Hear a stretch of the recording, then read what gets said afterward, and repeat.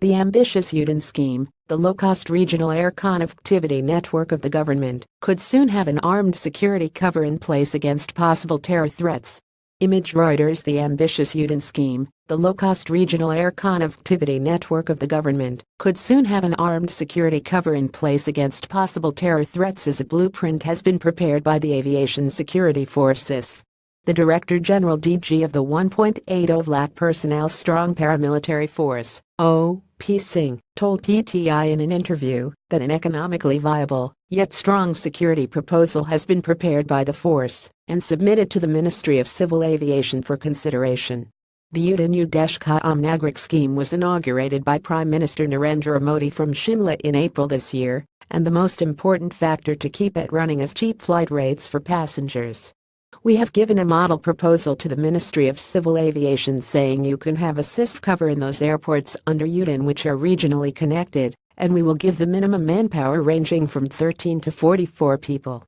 Such a deployment and security system would be more economical, rather than a permanent deployment of the force, the DG told the news agency.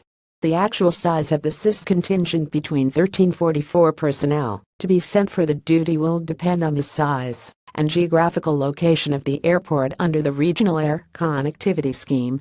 Singh said the security blueprint prepared to guard such facilities has been made as aircraft-centric and not airport-focused, as in the case of its regular deployment, as committing such a huge manpower will incur heavy cost. So, we have planned something like a hub model as security for this scheme has to be cost-effective and economical. What we will do is that personnel from the nearest regular Cisf unit will be sent to secure the airport area under the UDAN scheme before a flight takes off, and they will return to their base after conducting frisking of passengers, their baggage and conducting other anti-sabotage checks, Singh said. An example in this context is a place like Durgapur in West Bengal, the DG said, where you have the steel plant already guarded by the Cisf and the airport under UDAN scheme, and these can be clubbed for conducting the dual tasks. This is what I mean by the hub. This means where you have the unit of Cisf cellular doing some other job, and at the same time they can be drafted into the aviation sector. This way you can minimize the cost of deployment and security, he said. What we have proposed to the government and the Civil Aviation Ministry is that the Cisf security will be aircraft-centric rather than airport-centric. The government and the Aviation Ministry are examining it. If the government approves, we can go there. This is like going and coming back task, the Cisf boss said. The Central Industrial Security Force Cisf is the designated civil airports security force of the country, and it secures 59 such airports, out of the total 98, at present.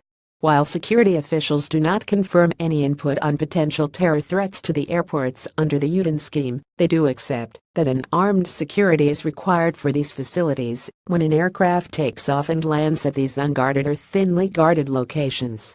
The UDAN seeks to popularize regional air travel on short sectors by capping fares at Rs 2,500 per hour. The short flights aim at boosting air connectivity to and from unserved and underserved airports and making flying more affordable for the common man. According to the Civil Aviation Ministry, Maharashtra has the highest number of unserved airports at 19, followed by Gujarat and Uttar Pradesh at 11 each. Similarly, West Bengal and Karnataka have 7 such airports each which do not have one single flight operations. Unserved airports are the one where there is no flight operations, whereas the underserved airports have been categorized as the ones which have 3 or less flight per week.